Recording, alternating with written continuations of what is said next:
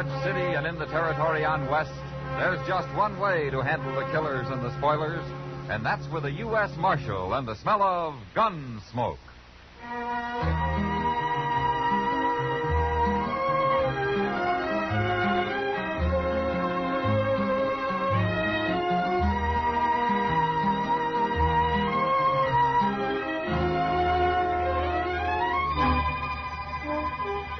Gunsmoke, starring William Conrad. Transcribed story of the violence that moved west with young America. The story of a man who moved with it. Matt Dillon, United States Marshal.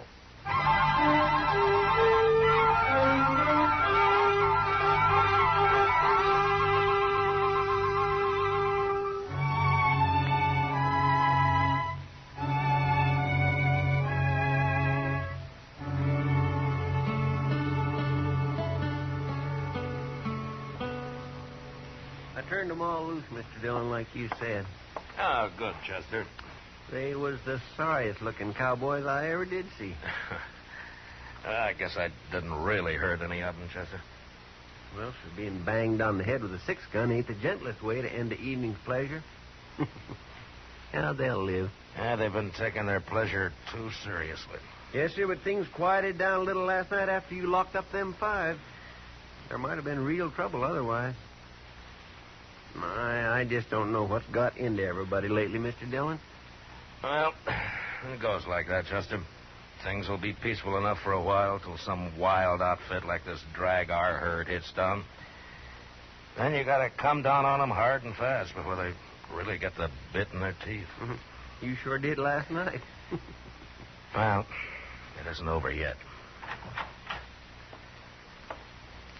You Marshal Dillon? Yeah, I am. My name's Rance. Well, I'm glad to know you, Rance.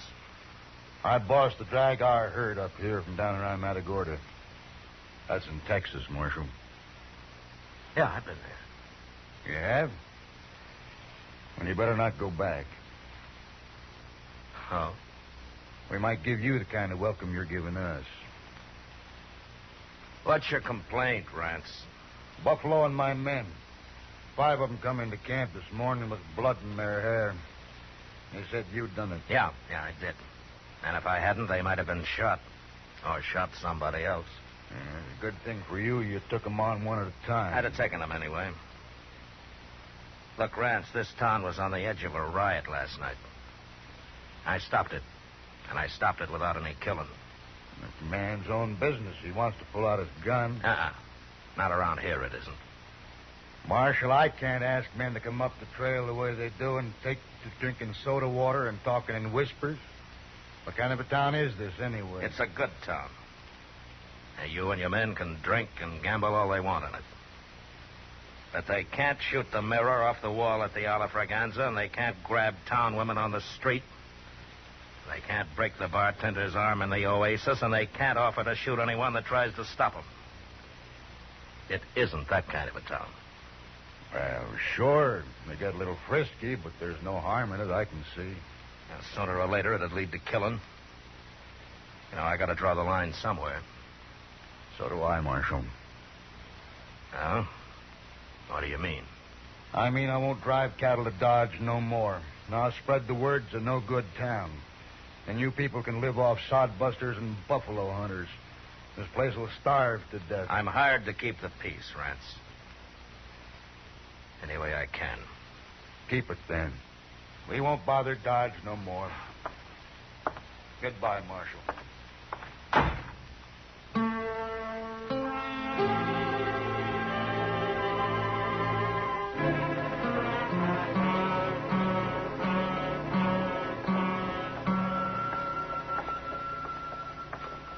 You want me to go in with you, Mr. Dillon? No, Chester. You better wait outside. Okay, sir.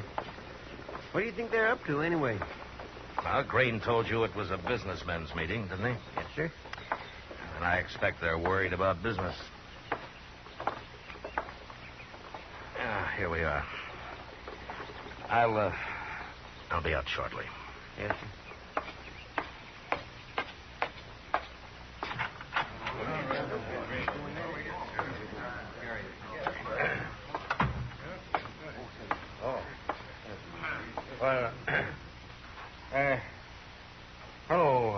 Marshal. Mr. Green. Hello, Marshal. Gentlemen. Hello, Marshal. Well, Mr. Green, you asked me to come here. Yes, we all did, Marshal. Mr. Pepper and Mr. Howe and well, all of us. Practically every man who does business in Dodge is here. Uh-huh. I don't see Rance. He says he does business here, too. He sure does. And that's what we want to talk about. Well, go ahead. Well, we've had a meeting, Marshal, and we've decided you got to go easier on these cowboys. Oh? Why, gentlemen? We can't afford to lose all that business. That's why. That's right. Well, there's always some trouble the first day or so after a herd reaches Dodge. All I do is buffalo a few of the wildest, and gradually the rest of the cowboys calm down a little bit. But they won't stand for your slugging men and throwing them in jail. That's right. Nobody got killed last night, did they? But that isn't the point. Well, according to the law, it's a pretty good point, Mr. Green. The law is a fine thing, Marshal. But we're also interested in business. That's right. You're scared. Because one hard-headed trail boss has threatened you, Hal. They're not all like Rance, you know. Well, there's no use to argue, Marshal. We got our minds made up. You're just too rough with those men. Uh-huh. Tell me something, Mr. Green. Would you like to run this town? Why, no, of course not. No, not me, but, well, we thought maybe if you'd kind of leave Dodge alone and do your work in the country, then we'd hire somebody the cowboys here'd take to a little better. You know what I mean. Yeah, I do. It's a good thing for me I'm employed by the government, isn't it? No, Marshal, we're just making a suggestion, sort of. Oh, yeah, sure. You know what, Mr. Green? You men are all acting like fools. You're the one. Yeah, it's true. But there's only one way you're going to learn. Well, gentlemen, I won't make any more arrests in Dodge until you come and ask me to. It's your town, and you can blow it right off the map if you want to. Good day.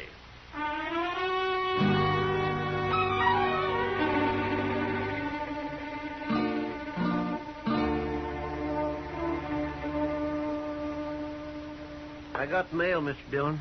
What there was. Well, I'll look at it later, Chester. I'm going to have a lot of time. Yes, sir. But you just wait till the word gets out that Dodge is wide open. There's going to be nothing but trouble. Yeah, maybe. But this is the only way I can handle it. They won't listen to me otherwise. Excuse me, Marshal. Oh, what for? Well, I don't want to bother you none, but I thought I'd better come and see you. Oh, you're not bothering me. I sure hope not. Well, what can I do for you? Marshal, you don't know me, but I've heard about you. Yeah, it seems like a lot of people have lately. I know. Marshal, Well, go ahead, mister. There's nothing to be afraid of. I'm the new constable. What? The new constable. They picked me. I had to take it, Marshal. I'm so broken all. You sound like you're apologizing. Well, I guess I am. Well, I didn't want you to be mad at me. I needed the money, and that's why I'm doing it. That's all right. Somebody had to take the job. I just didn't know they were going to call it constable. Well, they want it to sound as peaceful as possible, I guess. Yeah, sure. Well, what's your name, mister? Willard? Willard? Yes, sir. Willard Band. Yeah. Well, where are you from, Willard? Well, sir, I used to be a cowboy, but then I got so fat and all. I just sort of work around wherever I can. I've been awful broke. Yeah, Marshal. you mentioned that. Yes, sir. How come you're not wearing a gun? Well, shucks, Marshal, I don't never wear no gun. I don't even know how to use one very good. Well, then you're a whole lot better off without one. I don't aim to get in any fights, Marshal. If there's any trouble, maybe I can just sort of talk 'em out of it. Yeah, maybe. Well, Willard, I wish you a lot of luck. Well, thanks. I got to be going now, Marshal. I'm on pay already. So long. So long, Marshal. So long, mister. So long. Oh, my goodness, Mr. Dillon. Yeah, I agree, Chester. They will ruin that poor fellow if he tries to stop them. Now, he won't even raise his voice against them. But they sure might ruin Dodge.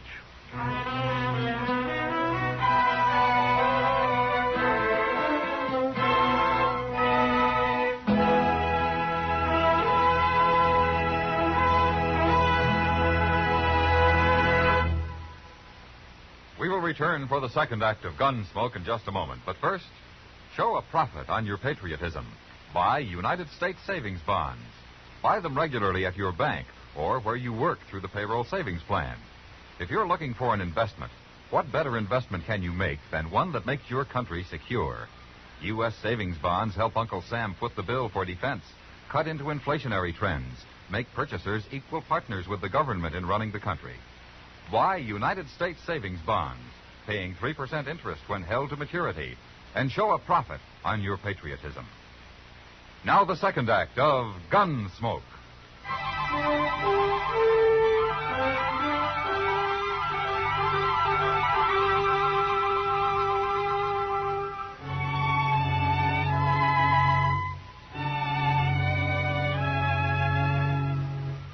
The government paid for my office and the jail behind it, so I stayed there. I was sure that Constable Willard Band, broke and fat and humble, wasn't going to manhandle any randy Texas cowboys and throw them behind bars. And the first 24 hours passed peacefully enough. The Drag R outfit was busy moving their herd across the Arkansas and didn't get into town. But the next day, a new herd arrived. And that night, it seemed like all of Texas had come to Dodge. By midnight, no man, unless he was armed and ready to fight, should have been on the street. It was Doc who told us what it was like when he came into the office where Chester and I were sitting it out playing a little two-handed 21. Oh, it's a fine thing when the U.S. Marshal holds up in his office when men are getting shot up and knifed all over town. Well, I hope that's not true, Doc. It is true. I just come back from trying to save the second victim. The first one's already dead. Cowboys or citizens? Cowboys. They'd have been citizens, I suppose. Those dunderheads would have been in here on their knees begging you for help. I don't want them on their knees. Oh, I know, Matt, but it's getting worse. Why, that last fellow, they wouldn't even let me bring him back to my office. They said he might as well die right there on the floor of the Texas Trail. They did? They sure did.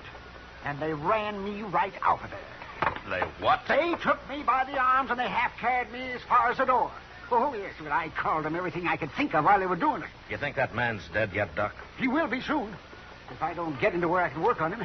All right, we're going over there and get him. Come on, Chester. Yes, sir. I told him I wouldn't make any arrests, and I won't.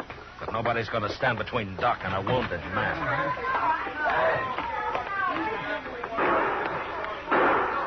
You get in the middle, Doc. Yeah, I wish there was a tunnel under the street. I don't see Willard anywhere.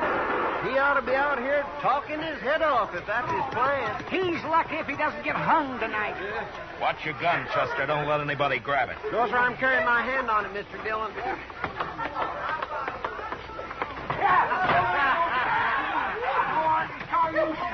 He's right over there, Matt. He's lying in front of the bar. All right. All right, get out of here. Come on, make room here. Move, will you? All right, go ahead, Doc. See if he's still alive. All right, let me look in here. Oh, he doesn't look very good. I thought you'd quit, Marshal. I haven't quit, Rance. What are you doing here, then? A man's dying. It was a fair fight. We believe in dying where we fall, Marshal. We don't need no help. I won't even argue with you, Rance, but the first man that interferes with Doc's going to die on his feet. And if you can't understand it any other way, just put it to Doc's a friend of mine. Is that clear enough for you? Now, men, let's don't have no trouble in here. Let's talk it over and settle this thing peacefully. Yeah. Oh, it's you, huh, Marshal? Hello, Willard. Well, I'm having a terrible time, Marshal. Yeah, I can see that. Matt, How is he, Doc? he's bad, but I just might save him. Okay, Doc. Willard, Yes, sir.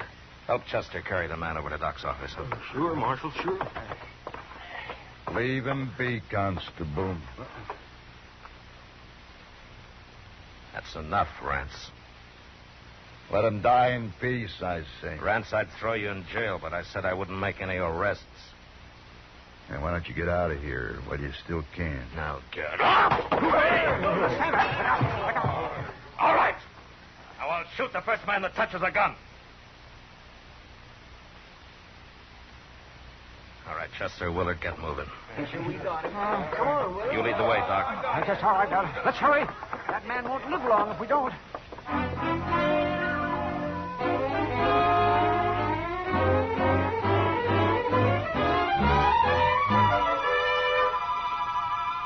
It's 2 o'clock in the morning, and the crowd's thicker than ever, Mr. Dillon. Come over here and take a look. Yeah. Another hour and they'll really be out of hand. Yeah. Hey, look yonder, Mr. Dillon. There's Miss Kitty coming across the street. What? Wait here, Chester.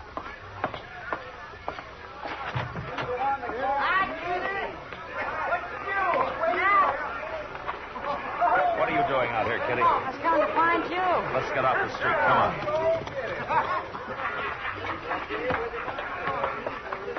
Oh, phew. Getting worse. Hello, Chester. Hello, Miss Kitty. You shouldn't have gone out in the street, Kitty. Oh, it's no worse than the Texas Trail. And you ought to go home. I am. I'm all through till somebody puts a lid on this town. That Rance is over there right now, Matt, getting drunk and calling for blood. There's been enough blood around here already. How is he, the one you got out of there? Well, Doc was down a while ago. Said he took the bullet out, and he thinks he has a chance now. Oh, good. You say Rance is working up trouble? Yeah, he's trying. Guess he didn't take to your bashing him on the head. Well, it quieted things down for a little while, anyway. They sure got that poor constable treed. Willard, what's his name? He's a nice fella. I hope they don't hurt him none. When I left, they had him dancing on the bar. He looked about to cry. Well, that's harder on the bar than 'tis on Willard. He's about the one fattest peace officer I ever did see. Going to be fatter than ever after tonight. Every time he opens his mouth to talk, somebody pours a glass of beer down him. My. It's sort of pitiful, Matt. Yeah, it's worse than that, Kitty. I know. That's why I got out of there. You can kind of feel when a crowd like that starts to get real mean. Gracious, listen to him out there. I'm not even staying in town tonight. I'm going out to Ma Snyder's. That's a good idea, Kitty. Chester, you go along with her, huh? All right, sir. I better stick around. What's Mr. Green and Mr. Pepper and... Look at Willie. Fella beat me up. He beat me up bad. He certainly did. And Marshal, we come here to ask you... Wait a minute, Mr. Green. Chester, take Willard up to Doc's, huh? Yes, sir, I sure will. Come on, Willie. Thank you. Then come back here for Kitty. Yes, sir. All right, Mr. Green. You wanted to ask me something. You got to stop, Marshal. Another man's been killed. Mr. Howe's brother. He caught a stray bullet out back of the Longhorn. I'm sorry to hear that. I wondered why Mr. Howe wasn't here. He told me to tell you that he'll trust your judgment from now on. We shouldn't have interfered, Marshal. But we're all behind you now, ain't we, gentlemen? You'll do something, won't you, Marshal? All right. It's pretty late, but I'll try. Thank you, Marshal. And I'll start with Rance. He's the worst of the lot. I'll go get him and throw him in jail. But before I go, I want every saloon keeper in Dodge to put out his lights and close up. Now, you gentlemen will have to pass the word for that. I don't want to be seen till I go for Rance. Oh, we'll do it, Marshal. We'll do it right now. All right, then get going before it's too late.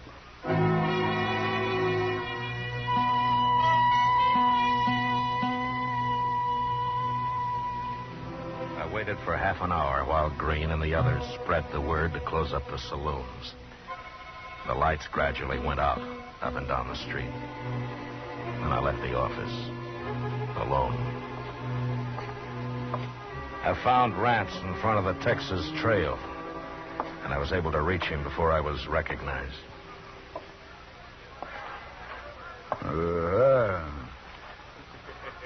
Marshal's back. Let's shoot him, man. You better get out of here, Marshal. We ain't in no mood to fool. Neither am I. This street's closed, Rance. Now go on back to your camp. We ain't going nowhere. It'll open up again tomorrow night. And you're welcome to come back then. There won't be no town by tomorrow. Yeah. Let's set it afire, man. Rance, shut up. I won't shut up. You're going to jail. I'm what? Leave him be, Marshal. You want to fight, mister? Rance here's too drunk. He wouldn't have a chance, but you might. He's right, Pete. I'd never make it. You draw on him. Go on, shoot him. Well, I'm waiting, cowboy. I ain't no gunfighter. Go on, you coward. No. Why should I die? This ain't my business anyway. Somebody do it then. I'll fight any man here. And I'll fight him fair. Not me. No, I don't mean me. Then I'll have to try it myself. Don't do it, Rance. He'll kill you. Get out of my way. No, you don't. No, give me that gun, Pete. I'll keep your gun. Give me it. Cut it out, Rance, or I'll slug you. Now, that was smart of you, mister. But he's still going to jail. You got a lot of nerve, Marshal, bucking a crowd like this. I'm not bucking a crowd. I'm one man against any other one man here. You cowboys aren't built that way. I've been in Texas, too, mister. Guess you win, Marshal. Yeah, it looks that way. All right. Now, do you want to take Rance to jail, or do you want me to do it? Well, his head might be less lumpy tomorrow if I do it, Marshal. Start walking, Rance.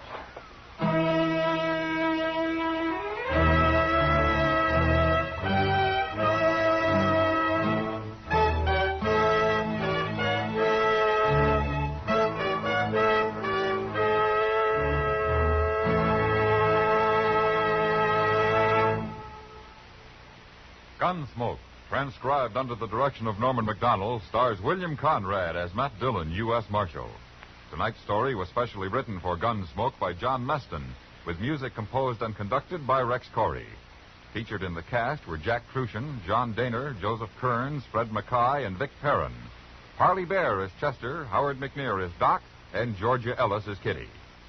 Gunsmoke has been selected by the Armed Forces Radio Service to be heard by our troops overseas. Join us again next week as Matt Dillon, U.S. Marshal, fights to bring law and order out of the wild violence of the West in Gunsmoke.